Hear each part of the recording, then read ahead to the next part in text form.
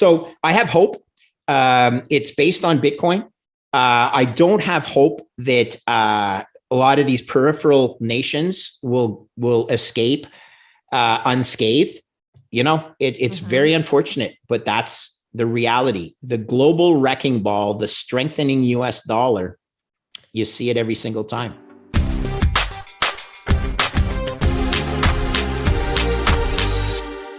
Dressed as my good friend Max Kaiser, because I need to be more like Max, okay?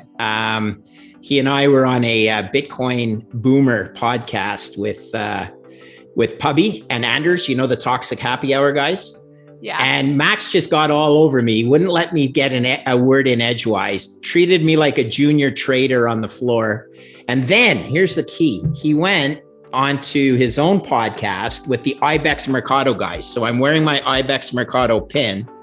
And he said, that Foss guy, some clown, and he said it in good nature, that some clown from Saskatchewan, Canada, he made a trade at a bond or something in his life, but what does he know? He always tries yap. Anyway, here you go, Max Kaiser. You've converted me to yourself for one podcast. I'm going to be, and I even have my Bitcoin. Wow. Let's start with the fact that the United States Fed funds rate basically sets discount rates for the entire world, okay?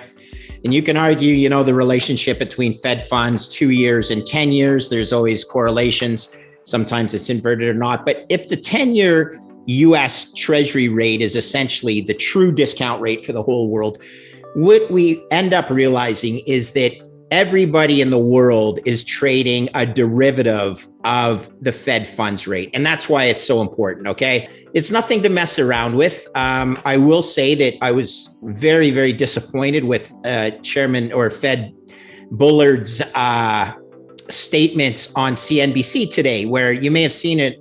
I know Larry Lepard sent it around, where they chuckle. You don't trust our forecasting models? Like, hey, fellas, this is not a joke, okay? The livelihood of the world depends on your, trying to thread this needle. So the needle is what? Well, you pointed out where the current CPI reading is versus where US 10-year rate is. Well, let's just use the 2-year, 3-month/2 year rate around 3%, whereas the 9.1% CPI print, which gives you the math of the reality in real time. The difference between the nominal yield, which is 3%, and the CPI, 9.1%, gives you a negative real yield of over 6%, okay? Anyone who owns a fixed income instrument to own or earn rather a negative 6% annualized real yield, well, they've lost the plot. Target. The Fed has 3 targets. They have 2 official targets. One is a inflation target, and the other one's full employment. Tough to hold those 2 in balance.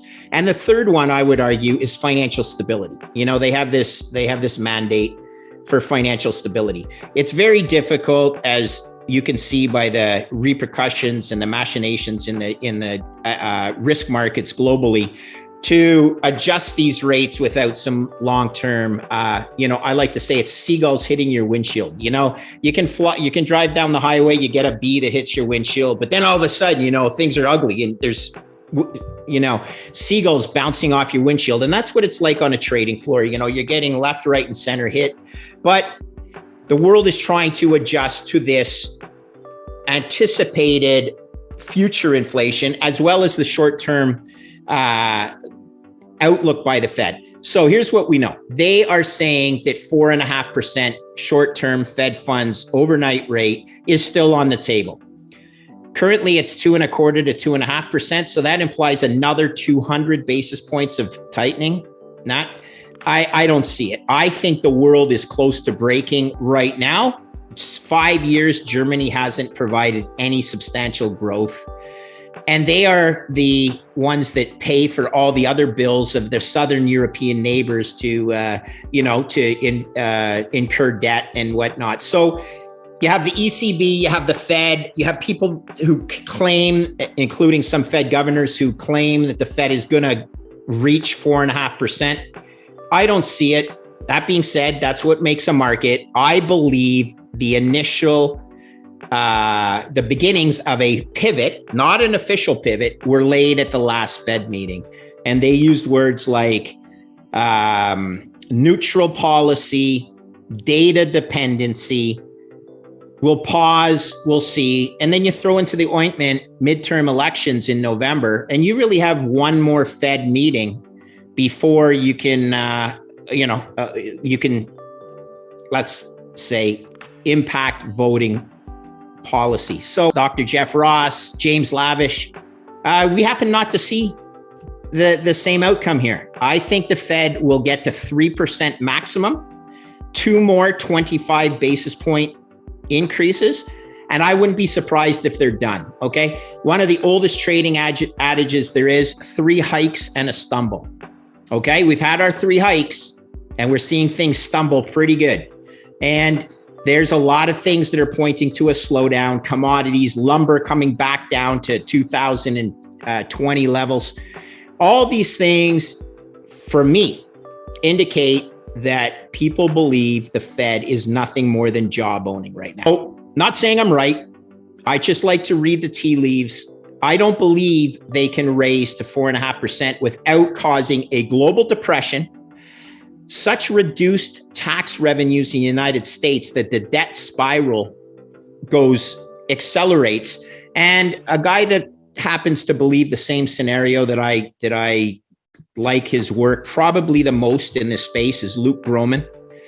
And I'll just say I'm on Luke Gromen's side. Larry Lepard, much the same. Not saying that just because we are old, fat white guys that we have the right answer, but there is a little bit of gray hair that goes with that outlook as well. I believe it is mathematically difficult, if not impossible, to solve the debt spiral without invoking some sort of yield curve control and allowing inflation to run a little hotter. So here's what could happen. They change the inflation target to 4%, claim victory, and move on. Who knows?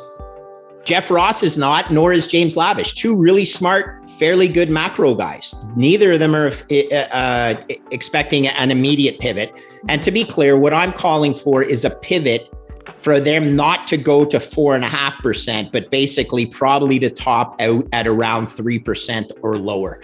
So, pivot, much like the Fed wants to define what a recession is, I think we better define what a pivot is, all right? And it could be a pivot of forward-looking policy, a pivot of stated dot plots, everything like that. So yeah, Bitcoin Twitter is alive with people using the word pivot, probably defined as, many, many different things. Again, it causes you to almost, my eyes are bleeding. I can't say it any other way. My ears are bleeding. My eyes are bleeding. It's just so insensitive.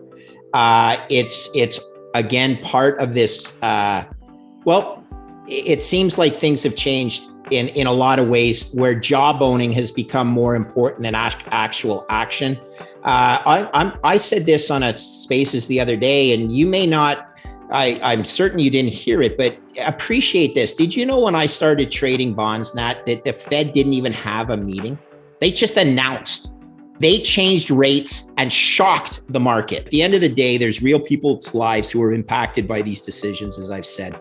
Perhaps you should walk down some of those streets in San Francisco and see some of the ugliness that exists on those streets. But let's not digress. The truth is, markets have become, this is like training wheels, okay? We have markets with training wheels on them. Whatever happened to the good old days where markets were, there was no Fed put per se. That's a Greenspan thing. This is back in the days of Volcker, where he just said, okay, that's it. I'm changing. I'm doing my rate thing.